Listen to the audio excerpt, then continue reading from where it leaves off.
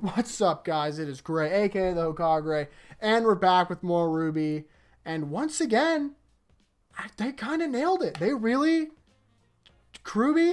nailed it. Also, the glorious thumbnail. And yes, this is true. There will be 7 weeks the next time that RWBY comes back because there's always a holiday break. This one's a little bit longer in February, from what we know. So, if you find yourself at a loss for RWBY content, you could watch my past reviews of the last volume. If you wanted. You don't have to, but just saying it's there. Or you could watch my hero videos. Oh, there should be one coming up later today, tomorrow. Technically tomorrow. Probably tomorrow. It doesn't matter. What I'm saying is, like the video and subscribe. Thanks, cool. Got it. Now, let's get into the nitty-gritty episode. First and foremost, we start with chaos. We start with complete chaos.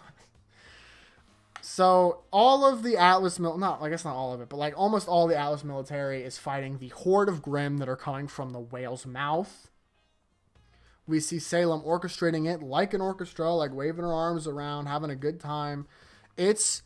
People are complaining about like, wow, their military formation is like so basic. It's from like the Roman era, guys. Build a trench. And I was like, don't care. That's really it. It's a legitimate complaint, but like, they didn't have a lot of time. I do understand looking at it now, like, how they're not going to shoot each other. Like, with swords, it makes sense. But with guns, how are you not going to shoot the guy in front of you? You know what I mean? And if, like, you have to step to the side, then the guy behind you has to step, like, even further to the side, and eventually just going to run into the guy next to you. You know what I mean? It doesn't make sense to me. Whatever. Not important at all. We also see a little bit of, like, Atlas people who were, like, enjoying their day, like a park. Like, they didn't know what was going on. And then, like, Grimm fly in. This is my Grimm flying in. Oh, wow, that looks... Today I learned that my pinky control... Oh, there we go. Like, that's my Grimm. You're welcome for that. You're never going to get those 20 seconds of your life back. The Grimm flying in. And she's like, Daddy, what's that? And he's like, whoa, get out of here. And he, like, picks him up and they run. That's that. And then we go to our... No, we don't. Whoa, okay. Well, actually what happens is, before we get to this, briefly, we cut to the Aesops who picked up Yang, Ren, and John.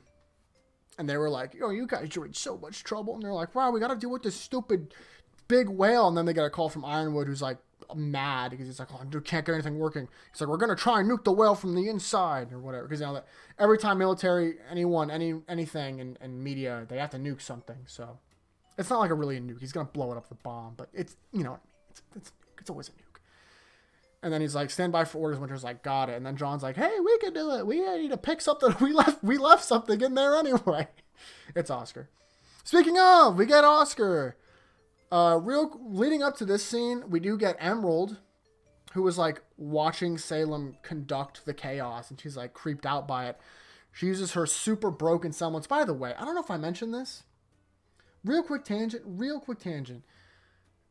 You know that like Tyrion and Watts working together super efficiently were able to fake... Sorry, that's my phone. My friend is drawing Pokemon. Love you, buddy. They're great. Like Watts and Tyrion took like the entirety of like a season to like fake being Penny, and they had to like hacker man style, and Tyrion had to move like Penny. Emerald could have done that just by herself with semblance, right? Emerald's broken is what I'm saying. Emerald has the most broken semblance ever.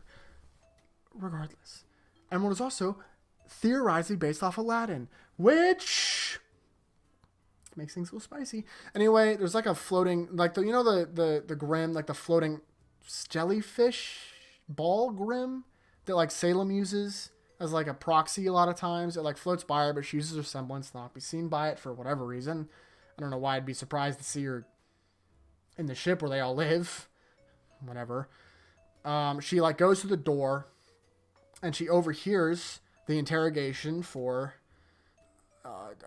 Hazel. There we go. That's his name. I was going to say Bingle Bongle, but that's not right. And Oscar, whatever. Oscar's like, once again, he's doing the same thing. He's like, blah, blah, blah. You know, our end game's destroying the world. And then we get revealed a little bit of how Hazel joined Salem. Apparently, Salem kept going to him, and he kept killing her until he was physically incapable of killing her anymore because she's just immortal. And he, like, his arms were so tight he couldn't move them anymore. And then he realized that she was a force of nature and eventuality, and he couldn't win. So he joined her. And revenge was secondary to that goal. But you can tell that Oscar is getting under his skin a little bit with, like, the whole, like, hey, you know, with a relic, she's going to destroy the world. It's not going to start over, so shouldn't let that happen. We move on after that brief scuffle. We cut to Team A. Ruby, Weiss, Nora, Blake. And May, which we'll get, I believe that character's name is May. Get to that in a second because this is a pretty cool scene for a couple different reasons. They're talking, they're like, oh, we need to do something. May comes in and May's like, hey, we got to get down there and help Mantle. And then Weiss is like, we can't just leave people in Atlas because they're all people that need our help. And May goes off and is like, Atlas is a bunch of like prudes, whatever. Like my family was up here, but they're not my family anymore. And it was also revealed that I'm not going to like try and quote it because I don't want to do it injustice. But it was basically revealed that May is indeed a trans, like her voice actor, which I hope I don't get any pronouns wrong. But I think that was really cool. And I think they did it in a really tasteful way. I thought the way that the dialogue was set up was very natural and pretty cool. I don't know if cool is the right word I should be using, but I thought it was cool. It really gave me a sense of perspective as someone who isn't that. And I think from what I understand, from what I've seen, from what I've heard, from what the voice actor has gone through, this seems like a really well interpreted way. So it's really cool that we get legit, as thorough, as like serious representation as you get, because the voice actor is also, you know, trans. So good stuff. I almost said a bad word. Good stuff, RWBY. Once again, good stuff. So that little piece of dialogue was cute. And then we see Whitley overhearing that Nora's in bad shape, which will come back later. Next scene. We come back to the whale. Back to the whale. We see Mercury, which, oh my, okay. This whole scene, this is like my favorite scene that we've gotten maybe this volume, except for maybe Penny and her dad. I love this scene because it involves, so if you don't know, I love Tyrion. I think Tyrion's one of the most fun characters. He definitely is not like a maybe objectively a good character. Take it or leave it. Fun character. I love the crazy like sociopath characters. I think they're super fun. You know what I mean? They're just enjoyable. They're enjoyable for me to watch. They're always entertaining. And Mercury, I think has a really cool backstory. Mercury, I just think is a cool character. I like his design. I like his backstory. And, yeah, we'll just go through the scene. So Mercury, really, what do we, hold on, real quick. No, we don't. Okay. Then we'll talk about it here. So Oscar is talking to Hazel. We cut back, before any of this happens, I didn't know if I had a screenshot of it or not. Oscar's talking to Hazel still. And Oscar tells Hazel how to use the lamp. He's like, her name is Jin. Just say her name and she'll come up. She has one wish left. And Emerald overhears this.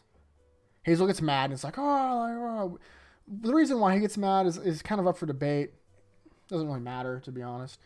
What does matter is that Emerald overhears it, goes away, talks to Mercury, and Mercury's like I gotta go. And then she's like, because she also overheard Oscar telling Hazel that her plan is to blow up, like, destroy the world. And he's like, her plan's not going to destroy the world. And then Tyrion shows up and is like, that's exactly what her plan is. Like, yeah, it's great, isn't it? Obviously, Tyrion would be on board for that because Tyrion's crazy and probably wants to see that happen. And Mercury's like, oh, okay. And then Mercury and Tyrion are both going to Vacuo, which the timing is a little strange. It sucks for me personally because I literally watch a ship as two of my favorite characters fly away, not to be seen until potentially 2 volumes from now, which is a huge bummer. But story-wise, it makes sense because if, per se, a group of heroes were to infiltrate this floating monstrosity fortress, then it would make sense that the bad guys lose a couple of, combatives that would normally be able to stop them. So it does make sense narratively. We don't know why they're going to Vacuo. We just know there's a mission there, and then Mercury and Tyrion are going. And we see like a really genuine moment between Mercury and Emerald. Like, not like it wasn't a major thing, and that's why I liked it so much, because Mercury is clearly unsure this is what he wants to do. Obviously, Mercury, if you don't, well, I guess maybe not obvious, but Mercury's big character trait is he just wants to survive and do what he can't, like, do what he knows, which is like being an assassin. He's an assassin, and he grew up as an assassin. His dad was an assassin. That's what he does. And he wants to survive. He cares about survival above all else. And he realized that's the reason he left Cinder, doesn't care about Cinder anymore, that Salem was a better chance of surviving than a Cinder. Did I get that right? Salem was a better chance of surviving than Cinder? I think that's what I said. So seeing him get in the ship with Tyrion, he was clearly struggling, and he looked at Emerald and gave her like a nod as like him saying that like this is like this is what he's gonna do and it's gonna be fine. And then they drive off. And I thought that was great because it shows that there really is more to Mercury. Because I was so worried when I saw the trailer that he was just going to be he's just joining Salem forever. I don't think that's, like, if he does join Salem, I think it will be begrudging, and I think it will because he truly believes that's his only option. Not because he's just, like, doesn't care and wants to see the world burn. I think it will be for deeper reasons than that, and that's exciting, and I think that there really is a connection between him and Emerald, obviously from, like, spending time together. I'm not going to say it's, like, romantic or shipping. I don't care about that. I just mean there is, like, a kinship there, or at least a mutual respect, which I enjoy. So I think later on, I really hope that pays off. As I said, it's a huge bummer to see those two characters leave because I like them both. Villain-wise, they're my favorite villains. My antagonist, I guess is a better way of saying it. They're my favorite antagonists, and it's a huge bummer to see them both leave because that means they're not going to probably show up this volume. That wouldn't make any sense to me.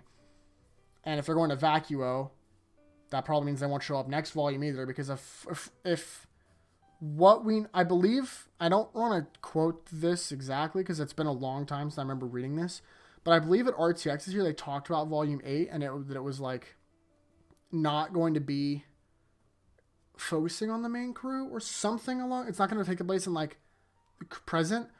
Something along those lines. I don't remember exactly. Sorry, I'm not going to get into. That's why I'm not going to get into it. But it was different, so it could be for a while before we see them again. But a really good, really, really good scene. Next scene was also a really good scene for me because Ren gets some sweet. So this scene is just once again, the Aesops has Team B, which is Ren, Jean, and Yang. And they're like, hey, they're like, Ren, I'm trying to explain. Ren's semblance has unlocked a new aspect to it. So like Nora, who upgraded her semblance, I almost just choked on my tongue. Ren also upgraded his semblance. He can now read people's emotions. Himself, I believe he looked at himself and it was like pink petals. He looked at Harriet and Elm, which were like reddish petals. He looked at Elm, which was green petals. He looked at Marrow, which was blue petals. And as you can see, Winter was all these different colored petals. So I guess I'll break down each one. So basically this whole scene is he calls all the Aesops out on what they're feeling. He's like, hey, we know what it's like to lose a teammate. Like, we're not going to lose. Like, Oscar's not a replacement. He's just as much of a teammate as Pyrrha was. It was a really cool scene for him and Jean. And it's great because Yang wasn't really a part of it. And, like, it wasn't appropriate for her to be. So I'm glad that she, like, just kept out of it. So it was really good to see that, like, Jean and Ren have, like, really had a thing. And clearly Ren has become more in touch with himself. He's probably not going to be, like, as edgy Ren later. So that was great. And also, it was great because Winter had a great line against Harriet. She's like, I outrank you. Great line. Love Winter. But yeah, so he looked at Harriet, red, anger. Anger because she lost Clover, and he's like, you're furious, and because you've lost someone else too. And it was Tortuga, which it makes sense because fairy tales, if you don't know, oh man, what was it? Elm, which was the calm guy, and the chick with the hammer, whatever. But it was the tortoise and the hare. So clearly Harriet lost her counterpart, and that's why she's always mad all the time. And it was just a cute little nod for you guys. Elm was green. We don't really. I can't really figure out what green means. Like maybe just calm. or indifference, maybe. I need a drink. I've talked a lot. If you have water, drink some water. If you don't have water, pause the video and go get some water, you filthy animal. Elm was also upset about losing Clover. Obviously, they're upset. Merritt was blue, which was, I assume, is like sorrow or uncertainty, something along the lines. And then Winter obviously was feeling all sorts of conflicting emotions, which was cool to see. Now, the reason I like this scene so much, besides the fact that we get some really great dialogue from Ren, is because the future of the show, it could be so much more interesting if we get to see this for other characters. I mean, just think about it. Just the short-term stuff. Like, I'd love to see Ruby's bottled up emotions, like, around her. You know what I mean? His petals. Is he going to see, like, Nora's, like, true affection for him through this? Is he going to see, like, other people, like he's gonna, if they go on the ship, are they going to see Emerald's, like, reluctance? Are they going to see, like, what's Salem going to be like? Is it going to be, like, pure black petals? So many, just immediate payoffs this could be. And I'm legitimately really excited to see. I'm really, really worried this is not going to come up unless they specifically want it to. But I kind of just want to see this for everybody all the time. Like, obviously that's not going to happen. But I just think this is such a cool thing that they've introduced.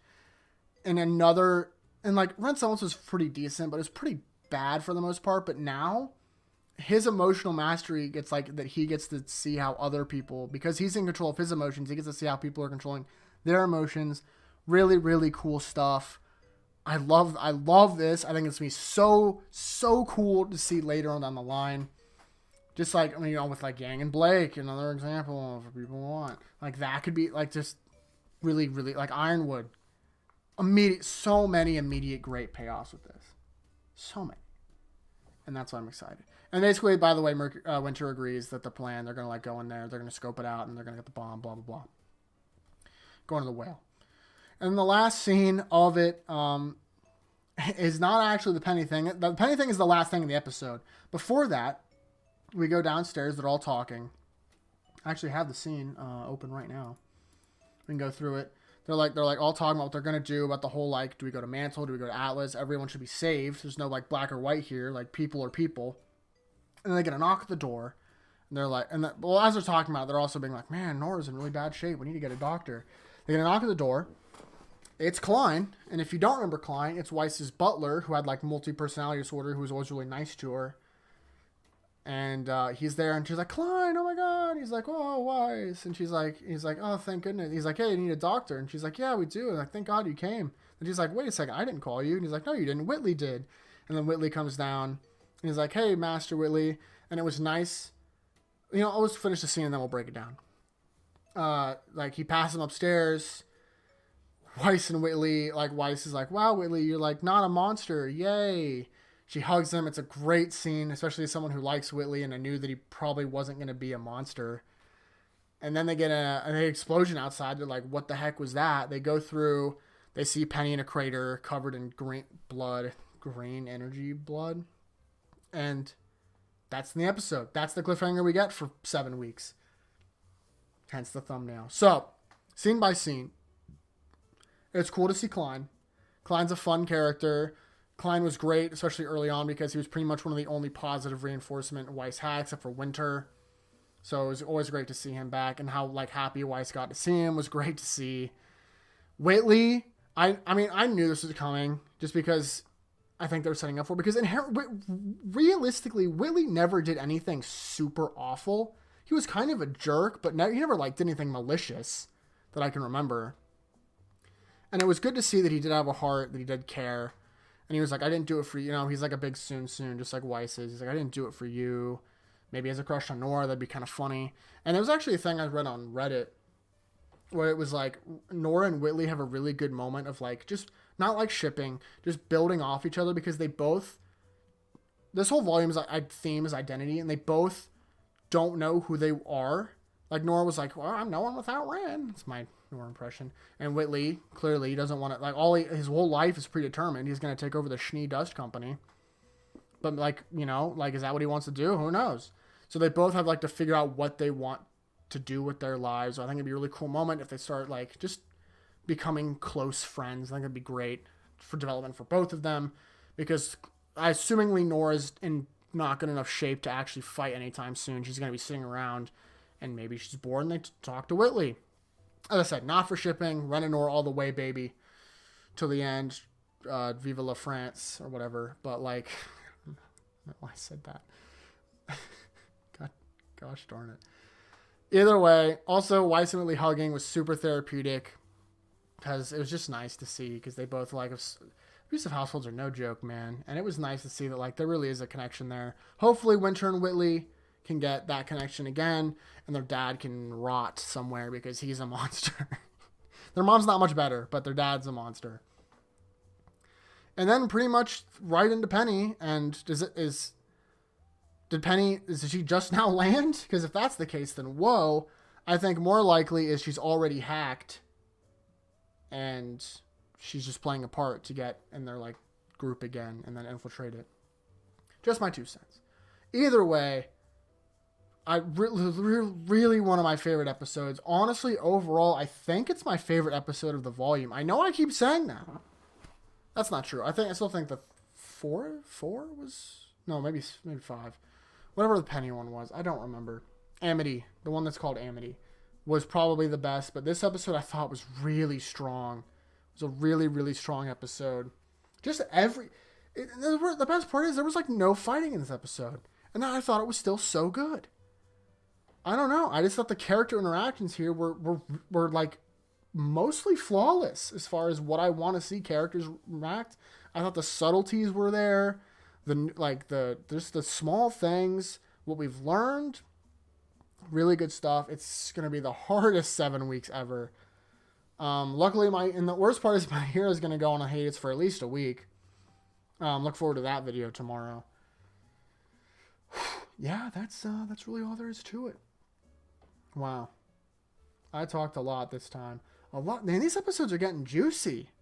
I feel like I haven't, I feel like I didn't get to talk this much about RWBY episodes, but here we are, being here for 22 minutes. Jeez. Anyway, let me know what you guys think of this. If you made it this far, first of all, congratulations. And let me know what you guys think of the new volume. Is it good? Is it the best volume yet? Because I think it might be. Honestly, I think so far it might be. Now, once again, I always think RWBY drops the ball a little bit near the end. So let's see if they can keep this hype train going. And if they can, this is definitely shaking out to be the best volume of the series. Anyway, I'm going to head out because I've wasted a lot of your time. Thank you all so much for watching. I really appreciate it if you made it this far. And look out for that My Hero video tomorrow. And I'll see all of you next time. Peace.